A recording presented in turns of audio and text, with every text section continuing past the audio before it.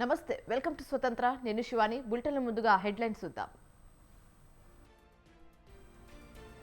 మరో కొత్త కార్యక్రమానికి శ్రీకారం చుట్టిన వైసీపీ. జగన్ కోసం సిద్ధం పేరుతో ఇంటింటికి ప్రచారం.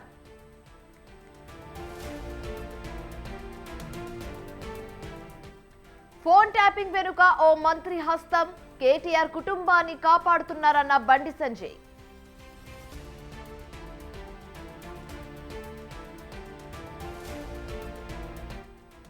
ల్యాండ్ టైటిలింగ్ యాక్ట్ పై టీడీపీది అసత్య ప్రచారం.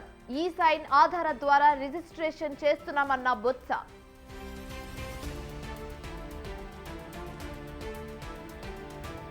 రాయలసీమలో చంద్రబాబు పర్యటన. నేడు కడప, రాయచోటిలో సభలు.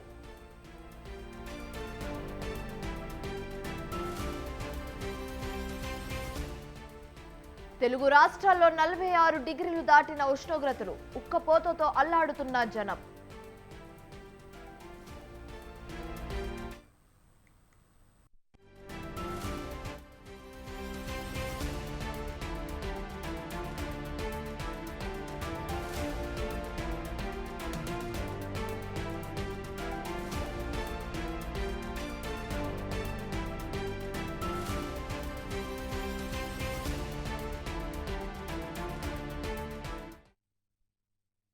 ఫోన్ ట్యాపింగ్ కేసుకు సంబంధించి మరో బ్రేకింగ్ న్యూస్ చూస్తున్నాం. ఫోన్ ట్యాపింగ్ పై బండి సంజయ్ సంచలన ఆరోపణలు చేశారు. ఫోన్ ట్యాపింగ్ కేసులో తాను సీఎం రేవంత్ రెడ్డి బాధితులమేనని అన్నారు బీజేపీ నేత బండి సంజయ్. కేసీఆర్ ఆదేశాలతో ట్యాపింగ్ చేశామని ప్రధాన నిందితుడు రాధాకిషన్ చెప్పారని తెలిపారు. ఫోన్ ట్యాపింగ్ కరీంనగర్, సిరిసిల్ల కేంద్రంగా జరిగిందన్నారు.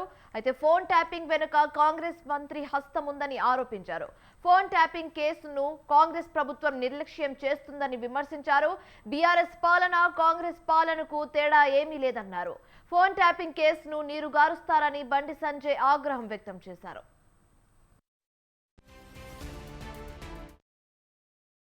క్లియర్గా పోలీస్ రికార్డులో ఉంది రాధాకిషోర్ వారి స్టేట్మెంట్. మేము కేసీఆర్ యొక్క ఆదేశాల మేరకు ఈ ఫోన్ ట్యాపింగ్ చేస్తాం.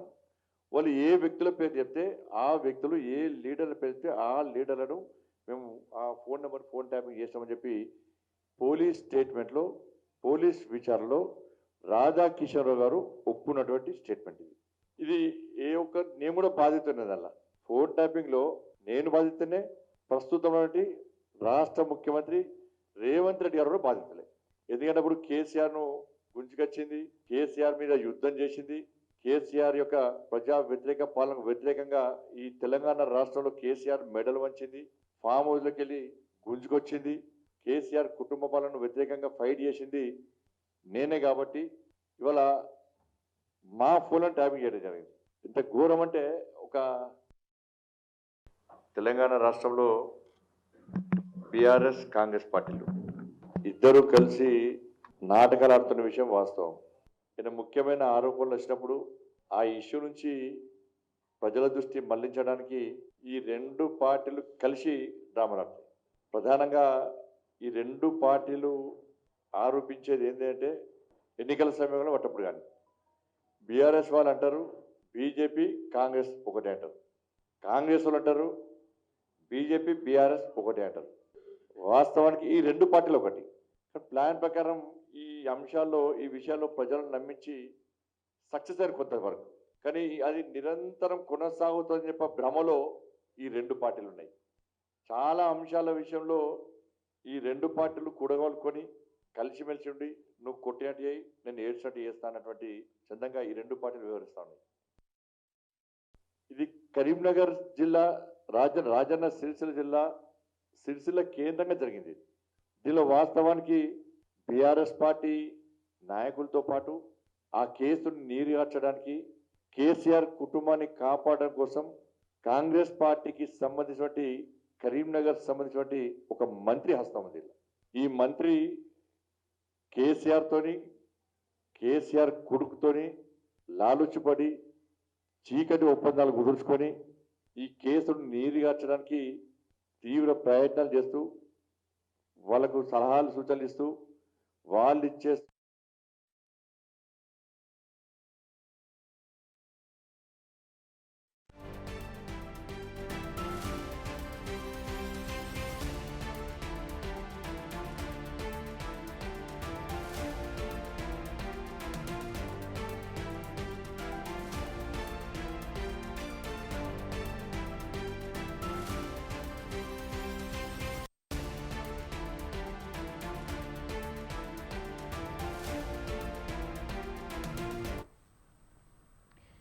బ్రేకింగ్ న్యూస్ చూస్తున్నాం. మేడ్చల్ జిల్లా జీడిమెట్లలో కంట్రీ మేడ్ రివాల్వర్ కలకలం రేగింది.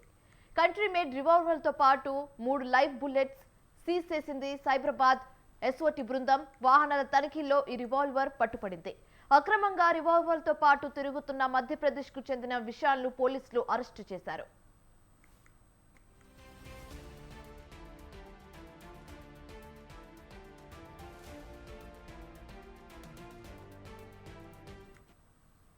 మేడ్చల్ జిల్లా జీడిమెట్లలో కంట్రీ మేడ్ రివాల్వర్ కలకలం రేగింది. కంట్రీ మేడ్ రివాల్వర్ తో పాటు 3 లైవ్ బుల్లెట్ సీజ్ చేసింది సైబరాబాద్ ఎస్ఓటి బృందం. వాహనాల తనిఖీల్లో ఈ రివాల్వర్ పట్టుపడింది. అక్రమంగా రివాల్వర్ తో తిరుగుతున్న మధ్యప్రదేశ్ కు చెందిన విశాల్ను పోలీసులు అరెస్ట్ చేశారు. ఇక ఇదే అంశానికి సంబంధించి మరింత తాజా సమాచారం మా ప్రతినిధి ఉషా అందిస్తారు. ఉషా, చెప్పండి. శివాని, లోక్సభ ఎన్నికల సమీపిస్తున్న వేళ ఎక్కడికక్కడ కూడళ్ల వద్ద పోలీసులు పహారా కాస్తున్నారు. దీనికి సంబంధించి ఎక్కడికక్కడ వాహనాలన్నింటినీ కూడా క్షుణ్ణంగా తనిఖీ చేస్తున్నారు. తాజాగా చూసుకున్నట్టయితే మేడ్చల్ జిల్లా జీడిమెట్లలో కంట్రీ మేడ్ రివాల్వర్ ఒక వాహనంలో దొరకడం, కంట్రీ మేడ్ రివాల్వర్ తో పాటు 3 ఏదైతే లైవ్ బుల్లెట్స్ ఏవైతే ఉన్నాయో వాటన్నిటిని కూడా సైబరాబాద్ ఎస్ఓటి పోలీసులు బృందం సీజ్ చేయడం జరిగింది. వాహన తనిఖీల్లో పట్టుబడ్డ రివాల్వర్ ఏదైతే ఉందో దాన్ని అక్రమంగా తరలిస్తున్నట్టుగా కూడా తెలిసింది. మధ్యప్రదేశ్ కి చెందినటువంటి విశాల్ అనే వ్యక్తి ఈ రివాల్వర్ క్యారీ చేస్తున్నారు అన్న కోణంలోనే పోలీసులు అతన్ని అరెస్ట్ చేసినట్టుగా తెలుస్తుంది. విశాల్ ను అరెస్ట్ చేసి అతని మీద ఆర్మ్స్ యాక్ట్ ఏదైతే ఉందో దాన్ని నమోదు చేసినట్టుగా తెలుస్తుంది. పూర్తి వివరాలు అయితే ఈ దర్యాప్తుకు సంబంధించి ఈ వెపన్ ఎక్కడికి తీసుకెళ్తున్నాడు, ఇది లైసెన్స్డ్ వెపనా లేకపోతే దీన్ని ఇల్లీగల్ గా ఇతను ఏమైనా వాడడానికి ఏమైనా తీసుకెళ్తున్నాడు అన్న కోణంలో మధ్యప్రదేశ్ కి చెందినటువంటి వ్యక్తి ద్వారా వేరే వాళ్ళు ఏమైనా కొనుగోలు చేస్తున్నారన్న పలు కోణాలు అయితే పోలీసులు అయితే దర్యాప్తు అయితే ముమ్మరంగా కొనసాగిస్తున్నారు.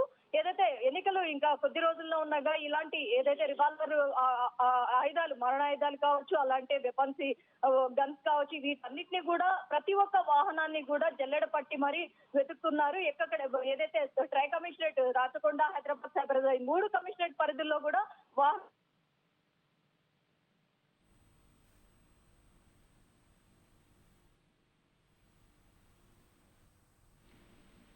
Right, thank you Usha.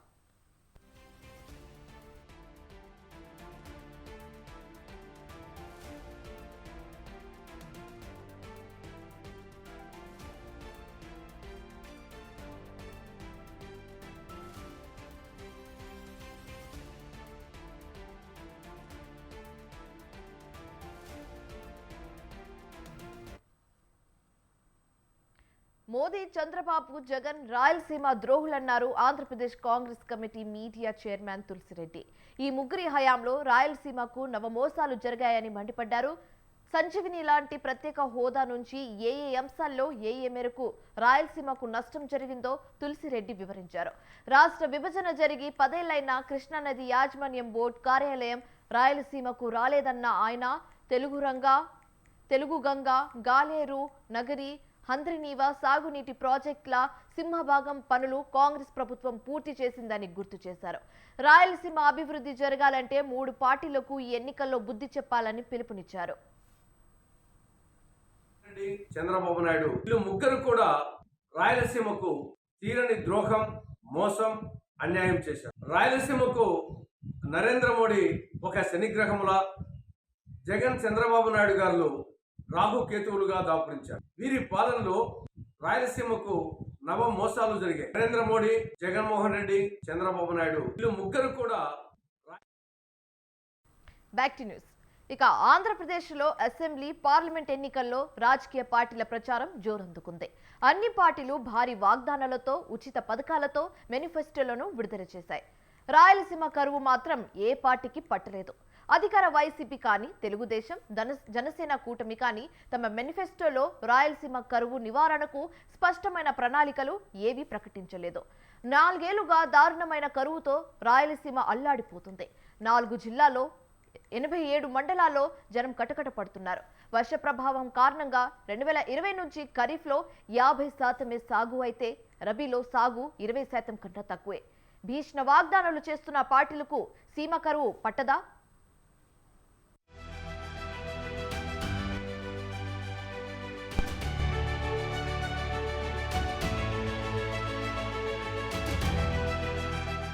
వర్షాభావంతో Anantapuram, Chittoor, Kadapa, Kurnool జిల్లాల్లో దుర్భర పరిస్థితి నెలకొంది. రైతన్నలు గగ్గోలు పెడుతున్నారు. ఖరీఫ్ లేదు, రబీ లేదు, 4 ఏళ్లుగా సాగడం లేదు. 87 మండలాల్లో తీవ్ర దుర్భిక్షం నెలకొంది.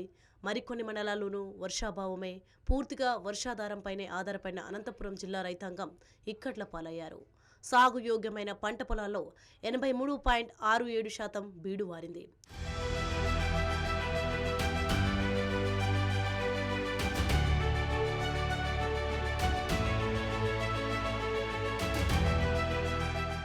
రాయలసీమ రతనాల సీమ అంటాయి రాజకీయ పార్టీలు. రాయలసీమ గత 4 ఏళ్లుగా తీవ్ర కరువుతో అల్లాడుతున్నా రాజకీయ పార్టీలు, ప్రభుత్వ సంస్థలు పట్టించుకోవడం లేదు. ప్రధాన రాజకీయ పార్టీల ఎన్నికల మేనిఫెస్టోలో పర్యావరణం, జలవనరుల నిర్వహణకు సంబంధించి అంశాలు ప్రస్తావించాయే తప్ప శాశ్వత జలవనరుల కల్పన, నిర్వహణ, ఆగ్మెంటెడ్ ఇరిగేషన్ వాటర్ ప్రాజెక్టుల ద్వారా కరువు నివారణకు సంబంధించి నిర్దిష్టమైన ప్రతిపాదనలు చేయలేదు.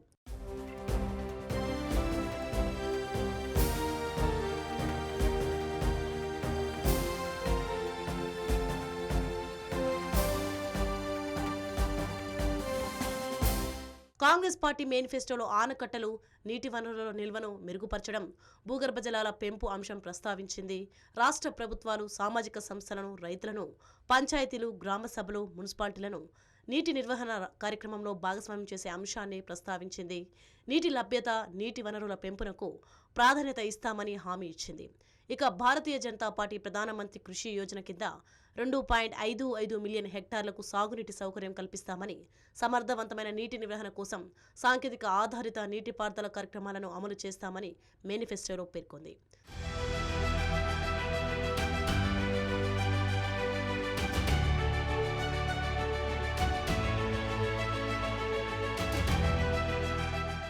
అధికార వైఎస్ఆర్ కాంగ్రెస్ పార్టీ కానీ, టీడీపీ, బీజేపీ, జనసేన మేనిఫెస్టో కానీ రాయలసీమ కరువు నివారణకు స్పష్టమైన ఒక్క ప్రతిపాదనను కూడా మేనిఫెస్టోలో పేర్కొనలేదు. ఏ పార్టీ మేనిఫెస్టో కరువు మౌలిక కారణాలపై దృష్టి పెట్టలేదు. శాశ్వత ప్రాతిపదికన కరువు పరిష్కరించడానికి ఖచ్చితమైన ప్రణాళికను అందించలేదు. శాశ్వత నీటి వనరుల సృష్టి, నిర్వహణ, నీటిపారుదల ప్రాజెక్టుల ద్వారా కరువు నివారణకు గణనీయమైన చర్యలను మేనిఫెస్టోలో ప్రస్తావించలేదు. జాతీయ స్థాయి పార్టీలు సమగ్ర పరిశోధనతో రాష్ట్ర సమస్యలపై దృష్టి పెట్టి స్పష్టమైన పరిష్కారాలను సూచించాలని వ్యవసాయ రంగ నిపుణులు కోరుతున్నారు. కానీ రాజకీయ పార్టీకు ఆ ఊసే పట్టదు.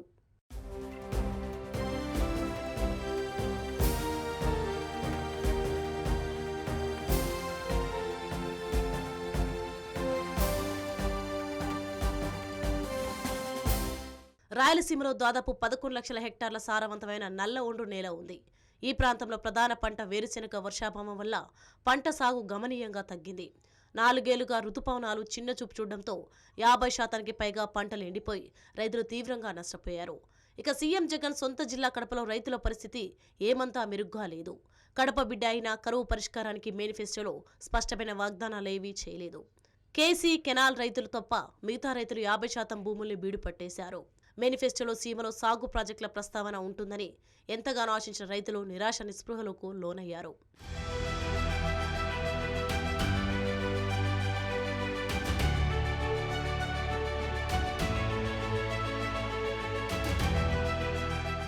కరువుతో అల్లాడుతున్న అనంతపురం జిల్లాలో 83.67% వర్షాధార వ్యవసాయమే.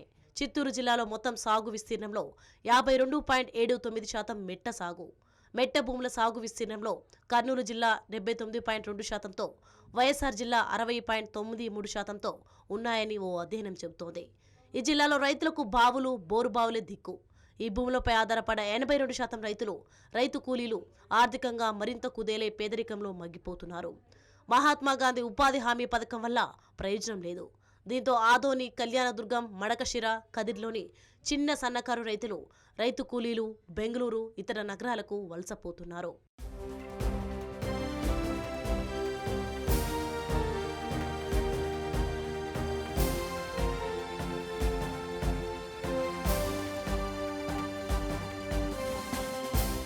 ఏపీ రెవెన్యూ శాఖ చీఫ్ సెక్రటరీ అజయ్ జైన్ ఈ మధ్య 63 తీవ్ర కరువు మండలాలుగా, 24 సాధారణ కరువు మండలాలుగా ప్రకటించారు. ఈ జాబితా ప్రకారం ప్రకాశం జిల్లాలో 31 మండలాలు, కర్నూలులో 18, అనంతపురంలో 14, నంద్యాల జిల్లాలో 13, నెల్లూరులో 10, శ్రీ సత్యసాయి జిల్లాలో 1 మండలం ఉన్నాయి. నిరుడు నవంబర్లో 103 కరువు మండలాలను ప్రకటిస్తే ఎక్కువ రాయలసీమ మండలాలే. దీంతో మరిన్ని మండలాలను కరువు ప్రాంతాలుగా ప్రకటించి తక్షణ సహాయం అందించాలని, కరువు సహాయక పనులు చేపట్టాలని రాయలసీమ రైతాంగం కోరుతోంది. భవిష్యత్తులోనైనా రాయలసీమ కరువుపై రాజకీయ పార్టీలు దృష్టి పెట్టాలని, తమ మేనిఫెస్టోలో కీలక పథకాలు ప్రకటించాలని ఆశిద్దాం.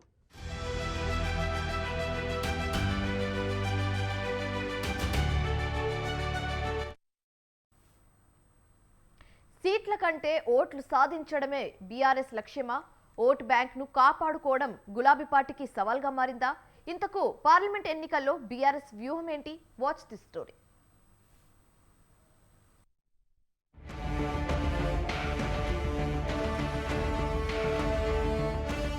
అసెంబ్లీ ఎన్నికల్లో ఓటమితో పార్లమెంట్ ఎన్నికలు బీఆర్ఎస్కు సవాలుగా మారాయి. తమ ఉనికిని కాపాడుకుంటూ సత్తా నిరూపించుకోవాల్సిన పరిస్థితి ఏర్పడింది. దీంతో లోక్సభ ఎన్నికలను ప్రతిష్టాత్మకంగా తీసుకున్న గులాబీ పార్టీ ఓటు బ్యాంకును పెంచుకోవడంపై దృష్టి సారించింది. అందుకోసం సర్వశక్తులను ఒడ్డుతోంది. లోక్సభ ఎన్నికల్లో కాంగ్రెస్, బీజేపీ పార్టీలకు ధీటుగా ఓట్లను సాధించడమే లక్ష్యంగా బీఆర్ఎస్ పావులు కదుపుతోంది. 2019 ఎన్నికల్లో బీఆర్ఎస్ అధికారంలో ఉన్నప్పటికీ 9 స్థానాలకే పరిమితమైంది. బీజేపీ 4, కాంగ్రెస్ 3 లోక్సభ స్థానాలను కైవసం చేసుకున్నాయి. ఇక బీఆర్ఎస్ అధికారం కోల్పోయాక జరుగుతున్న తొలి ఎన్నికలు కావడంతో ఎలాగైనా కాంగ్రెస్, బీజేపీల కంటే అధిక సీట్లు సాధించి పైచేయిగా నిలవాలన్న కలలు కంటోంది.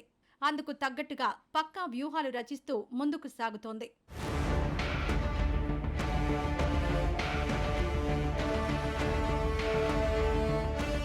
ఇటీవల జరిగిన అసెంబ్లీ ఎన్నికల్లో కాంగ్రెస్ 39.40% ఓట్లను సాధించి 64 స్థానాలను కైవసం చేసుకుని అధికారాన్ని చేజిక్కించుకుంది. ప్రతిపక్ష స్థాయికి చేరిన బీఆర్ఎస్ 37.35% ఓట్లను సాధించి 39 స్థానాల్లో గెలుపొందింది. రెండు పార్టీల మధ్య కేవలం 1.85% ఓట్ల తేడా మాత్రమే ఉంది. మొత్తంగా ఓట్లు చూసుకుంటే 92,35,833 ఓట్లు కాంగ్రెస్ పార్టీకి రాగా బీఆర్ఎస్కు 87,53,956 ఓట్లు సాధించి ప్రతిపక్ష హోదాలో చేరింది. దీంతో లోక్సభ ఎన్నికలు బీఆర్ఎస్ పార్టీకి ప్రతిష్టాత్మకంగా మారాయి. ఇక గతసారి పార్లమెంట్ ఎన్నికల్లో బీఆర్ఎస్ 41.71% ఓట్లతో 9 స్థానాల్లో గెలిచింది. బీజేపీ 19.65% ఓట్లతో 4 స్థానాలను కైవసం చేసుకుంది. అలాగే కాంగ్రెస్ 29.79% ఓట్లతో 3 స్థానాల్లో విజయం సాధించింది. అయితే ప్రస్తుతం బీఆర్ఎస్ గడ్డు పరిస్థితులను ఎదుర్కొంటున్న వేళ తన ఓటు బ్యాంకును పదిలం చేసుకోవడంపై ఫోకస్ పెట్టింది.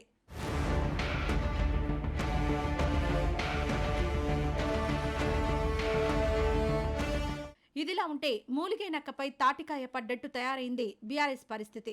గడ్డు పరిస్థితుల్లో ఉన్న గులాబీ బలగానికి ఆర్థిక భారం వెంటాడుతోంది. బీఆర్ఎస్ ప్రతిపక్షంలో ఉండడంతో అభ్యర్థులు ఖర్చుకు వెనుకాడుతున్నట్టు తెలుస్తోంది. అసెంబ్లీ ఎన్నికల సమయంలో కేసీఆర్ ఫైనాన్స్ చేసినా ఓటమిని ముందే గ్రహించిన అభ్యర్థులు డబ్బులు ఖర్చు చేయలేదన్న టాక్ నడుస్తోంది. ఈ ఎన్నికల్లోనూ అదే జరుగుతున్నట్టు సమాచారం. గులాబీ బాస్ అభ్యర్థులకు ఫైనాన్స్ చేసినా ఖర్చు చేయడానికి వారి మనసు ఒప్పుకోవడం లేదని క్యాడర్ చెవులు కొరుక్కుంటోంది. మాడు పగిలే ఎండల్లో ప్రచారం చేస్తుంటే తమను పట్టించుకోవడం లేదన్న విమర్శ వినిపిస్తోంది. అధికారం కోల్పోయి 6 నెలలు కాకముందే ఫైనాన్స్ విషయంలో ఇబ్బందులు తలెత్తితే తమ పరిస్థితి ఏంటని క్యాడర్ ప్రశ్నిస్తోంది. అభ్యర్థులు ఇలాగే వ్యవహరిస్తే లోక్సభ ఎన్నికల్లో ఫైనాన్స్ గండం తీరని నష్టం చేస్తుందన్న చర్చ సాగుతోంది.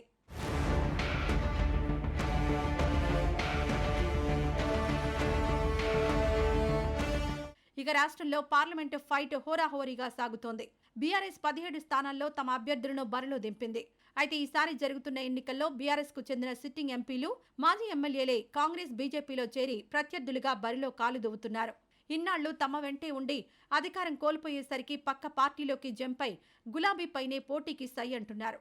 దీంతో ఎలాగైనా వారిని ఓడించాలన్న కసిలో ఉన్న గులాబీ బాస్ ప్రచార బాధ్యతలను భుజాన వేసుకున్నారు. బస్సు యాత్రతో రంగంలోకి దిగారు.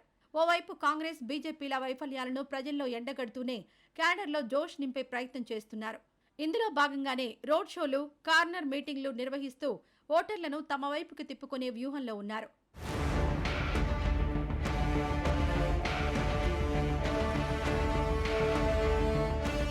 మరి గులాబీ బాస్ వ్యూహాలు ఫలిస్తాయా? కేసీఆర్ ఆశిస్తున్నట్టు బీఆర్ఎస్ బలం పుంజుకుంటుందా? తమ ఓటు బ్యాంకు పదిలమేనా? పార్లమెంట్ ఫైట్లో బీఆర్ఎస్ సత్తా చాటుతుందా? మరింత చతికిలబడుతుందా? తెలియాలంటే ఎన్నికల ఫలితాల వరకు వేచి చూడాల్సిందే. ఇవి ఇప్పటివరకు ఉన్న updates. For more updates keep watching స్వతంత్ర.